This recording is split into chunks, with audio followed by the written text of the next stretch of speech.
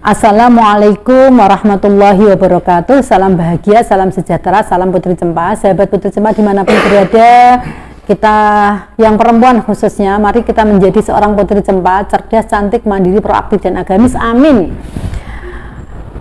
Sahabat Putri Cempa, kita ini akan mendiskusikan tentang sesuatu yang mungkin agak sensitif, karena sesuai dengan dalil yang selama ini kita yakini bahwa man arafa nafsahu faqad arafa rabbahu. Barang siapa yang tahu tentang dirinya, maka dia akan tahu tentang Tuhannya. Nah, apakah memang kita harus tahu siapa Tuhan kita, dan seperti apa kita harus tahu bahwa Allah itu ada? Tanda-tanda bahwa kita itu tahu bahwa Allah itu ada itu seperti apa? Tentu ini sangat sensitif apabila kita ulas, tetapi kalau tidak kita ulas, kita akan bingung. Kita sholat, kita bersujud, kita menyembah kepada siapa? Kepada Gusti Allah. Di mana Gusti Allah? Bingung. Apakah Gusti Allah ada di dalam Ka'bah? Ketika Pak Jokowi mendapat kesempatan yang luar biasa, meskipun ada yang bilang Fir'aun dan sebagainya, tetapi luar biasa sekali Pak Jokowi dan keluarga bisa masuk ke dalam Ka'bah. Orang yang pergi umrah haji puluhan kali, tidak ada yang bisa masuk Ka'bah tanpa ridho Allah. Itu benar-benar rahmatnya Gusti Allah. Seorang presiden dari Indonesia bisa masuk ke dalam Ka'bah yang mulia. Ternyata Ka'bah ini kan hanya kiblat, bukan kemudian kita menyembah Ka'bah. Yang disembah tetap Gusti Allah, tetapi lambang kiblatnya ini Ka'bah. Dalam sejarah kan kiblat juga pernah ada di Masjidil Aqsa, tidak hanya di Mekah, di Masjidil Haram. Untuk itu, sahabat Putri Cempa, ini memang sensitif, tetapi harus mulai kita pahami bahwa apa tanda-tanda bahwa kita ini mengenal Gusti Allah. Ketika kita mampu menyadari siapa diri kita, apa tujuan hidup kita, apa arah dari kehidupan kita ini, itu berarti kita sudah mengenal Gusti Allah.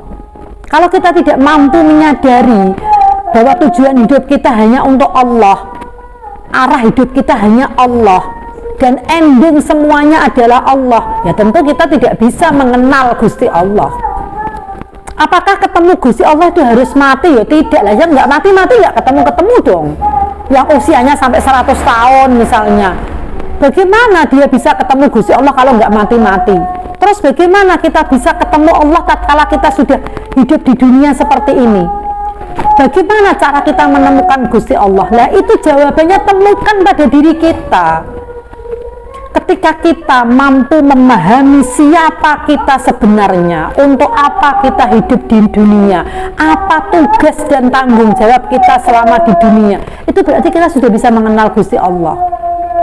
Jadi ketika kita ditanya oleh semua orang, apakah kamu mengenal Gusti Allah? Ya saya kenal. Bukti kenalnya kan ada saya, ada keluarga, ada bumi seisinya.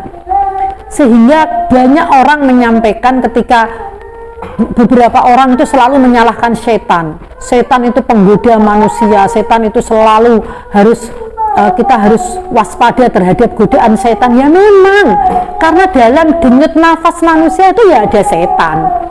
Tetapi apakah kemudian kita boleh semua dibebankan, disalahkan kepada setan? Ya tidak, manusia kadang-kadang lebih jahat dari setan saja ada kok. Tidak bisa, justru kita harus saate ya nasi digawe kayak setan. Lah dia sombong kok. Nah berarti kalau gitu, kalau ada manusia yang sombong ya setan. Kan begitu. Untuk itu sahabat Putri Cempa dimanapun berada, mari kita kenali diri kita lebih dulu.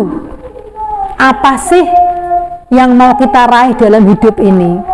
Apakah kita mau mengumpulkan duit sampai 300 triliun dengan dicuci uangnya misalnya, supaya tidak terdeteksi? Apakah kita harus mempunyai aset di mana-mana, rumah mewah, sawah berhektar-hektar misalnya? Tapi apakah kemudian kita tidak mau jika Allah itu menitipkan kepada kita seperti Nabi Sulaiman yang kaya raya, yang sampai semuanya terbuat dari emas misalnya. Tidak itu. Ketika kita mampu mengenali, oh Allah itu menitipkan dunia ini kepadaku harus untuk ini. Allah tidak menitipkan apa-apa kepadaku, saya harus begini. Itulah mulai kita awal menelaah hidup kita dan mulai mengenali diri kita yang sesungguhnya, yang sejatinya, sehingga kita pasti kenal kepada Gusti Allah. Untuk itu sahabat Putri Cempa, bahkan dengan pohon atau tumbuhan atau tanaman lombok saja kita bisa mengenal Gusti Allah. Ketika kita tidak sadar menanam lombok di depan rumah, kemudian kita bisa mengambil. Kenapa lombok kok ada yang pedesnya minta ampun, sampai dikatakan lombok setan, karena banget pedesnya. Kenapa ada sama-sama lombok kok dia tidak pedes, dibuat lalapan dia juga tidak pedes, dan bentuknya unik dan asik begitu dilihat. Kenapa? Kita dari situ saja kita bisa mengenal diri kita dan bisa mengenal Allah. Bahwa ketika semesta ini bergerak, kemudian dalam pergerakan itu kita menemukan, oh ternyata tugas tanggung jawabku itu ini, saya harus berzikir, saya harus mengingat, saya harus mensyukuri semua nikmat Allah, sehingga kita bisa ketemu dengan Gusti Allah. Manakala kita tahu bahwa dalam sejarah ada Sesi Jenar manunggaling kawula dengan Gusti, itu berarti Sesi Jenar itu menemukan Gusti Allah dengan cara menyatu antara dirinya dengan rohnya, kemudian dia menyatu sehingga bisa bertemu dengan Tuhannya. Ada juga seseorang yang menemukan Gusti Allah lewat sebuah proses yang mendebarkan, misalnya ketika dia ada tabrakan bis 36 bis, ternyata semuanya meninggal, dia hidup sendiri misalnya, sehingga dia langsung, ya Allah, ya Rahman, ya Rahim, ternyata aku masih diselamatkan. Pada saat itu aku mengalami masalah seperti ini, yang selama ini lagi fenomenal, bagaimana seorang anaknya pejabat pajak menganiaya anaknya Banser, kemudian sampai semua terbuka apa yang menjadi persoalan-persoalan yang sebetulnya itu sangat krusial bisa terbuka ke publik. Dan kemudian kita belum mendengarkan bagaimana ketika si David ini koma beberapa hari, apa yang dialami, apa yang menjadi pikiran dia ketika dia kemudian diberi kesadaran sama Gusti Allah.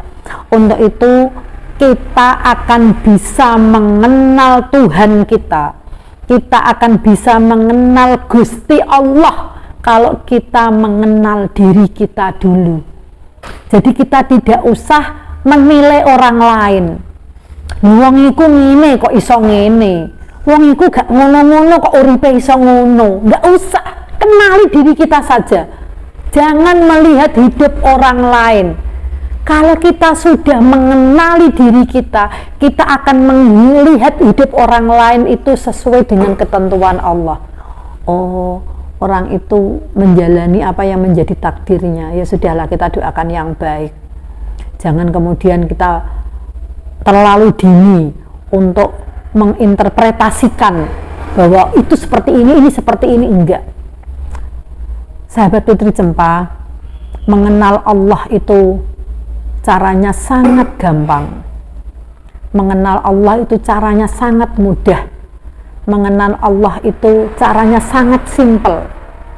Ketika kita mampu menerjemahkan pada saat kita hidup ini, apa yang menjadi beban, tugas, tanggung jawab, kehormatan kita, pasti kita sudah mengenal Tuhan kita.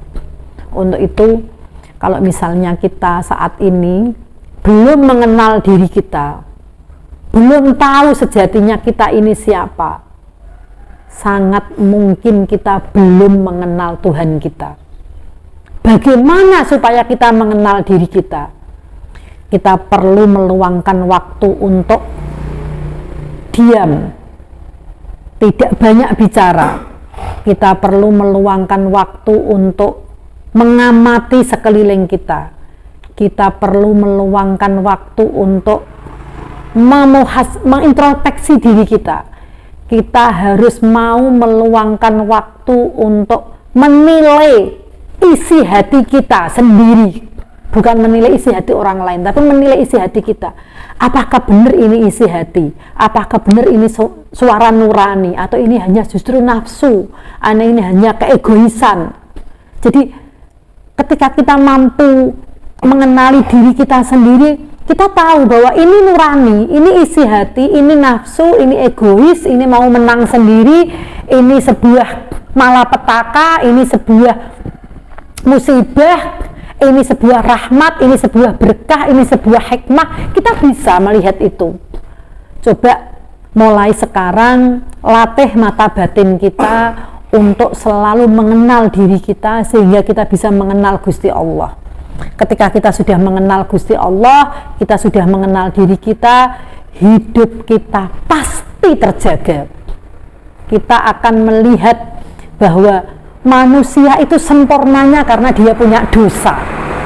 Kalau manusia tidak punya dosa, nanti bisa seperti Fir'aun mengaku sebagai Tuhan. Kan begitu. Untuk itu, kenali diri sendiri, maka kenali Tuhanmu. Kenali Tuhanmu dengan mengenali diri sendiri. Manakala kita mampu mengkolaborasikan itu, yakinlah hidup ini sangat indah. Hidup ini sangat membahagiakan dan hidup ini sangat luar biasa. Kita bisa menikmatinya, kita bisa mensyukurinya, kita bisa menjalaninya hari demi hari dengan penuh sukacita dan penuh rasa syukur yang tidak terhingga. Untuk itu sahabat Putri Cempa, kenali diri sendiri, maka kamu akan mengenali Allahmu. Salam bahagia, salam sejahtera, salam Putri Cempa, cerdas, cantik, mandiri, proaktif, dan agamis. Assalamualaikum warahmatullahi wabarakatuh.